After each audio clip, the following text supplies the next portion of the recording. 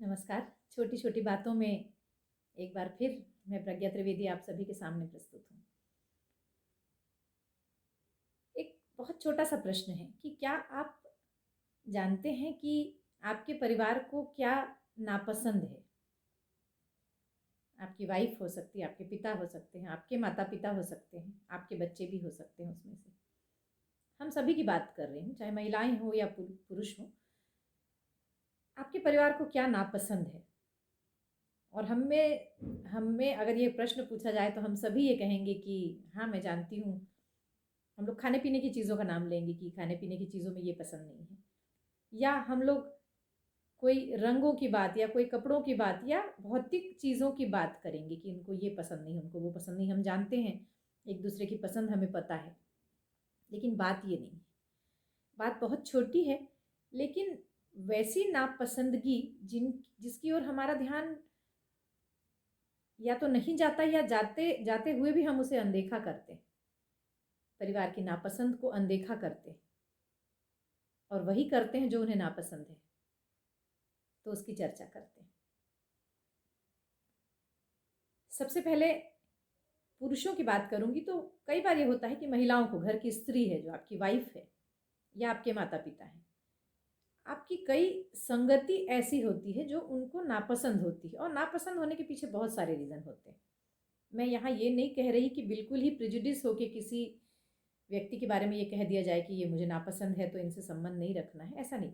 बहुत सारी चीज़ें होती हैं उसके पीछे, और आप अगर खुद वो कारण पता करें तो आपको पता चल जाएगा कि क्या वो कारण है जो किसी व्यक्ति को नापसंद किया जा रहा है।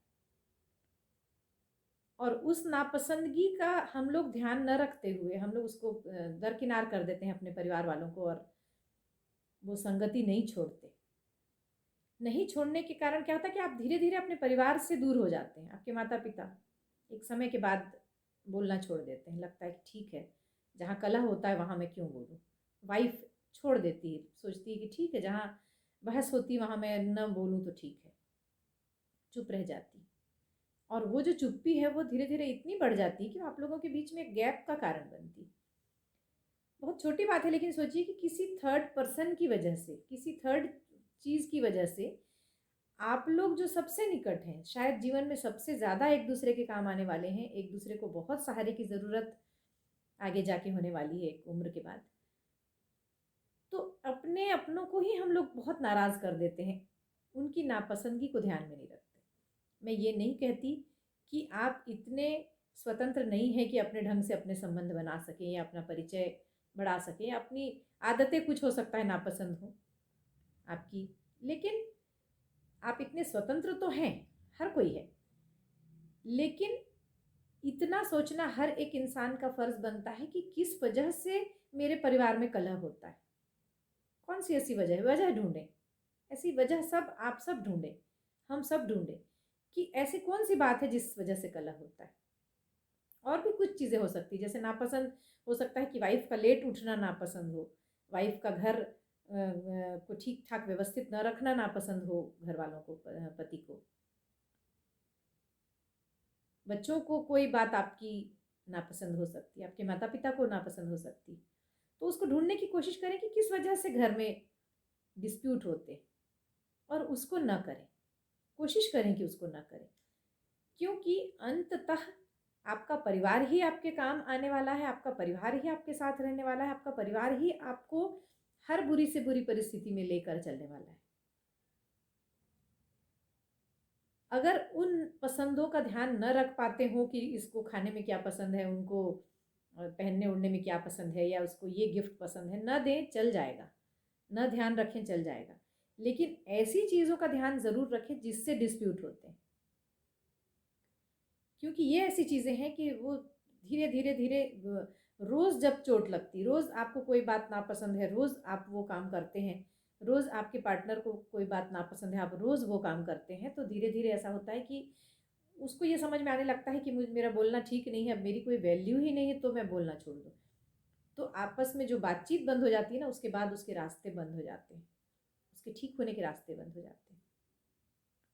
अगर आपके ध्यान में कोई ऐसा है जोड़ा, जिनको देख के आपको ये लगता है कि इन दोनों में ये चल रहा है कि उनके बीच में कोई चीज़ की नापसंदगी है, लेकिन वो ज़ाहिर नहीं कर पाते हैं, ज़ाहिर कर रहे हैं तो डिस्प्यूट हो रहा है। तो ऐसे समय में मध्यस्थता करें और उसको ठीक करने की कोशिश करें, इसलिए कि दो परिवारों के बीच मध्यस्थता करना भी एक बहुत बड़े पुण्य के समान है। लेकिन मध्यस्थता के बीच ध्यान रखें कि किसी एक पक्ष को बहुत ज़रूरत है कि जहाँ पर कुछ डिस्प्यूट हो रहा है दोनों के बीच जिस वजह से, वहाँ कुछ तो गलत होगा तभी डिस्प्यूट हो रहा है। कई बार लोग ये बोलते हैं मुझे कि मैं क्या करता हूँ, मेरी गाने की हैबिट है, मैं गाता हूँ। मैं क्या करता हूँ, मेरी लिखने की हैबिट, मैं लिखता रहता हूँ, इसमें भी इसको बुरा लगता है। तब वहाँ मैं कहती हूँ कि अति सर्वत्र वर्जयेत।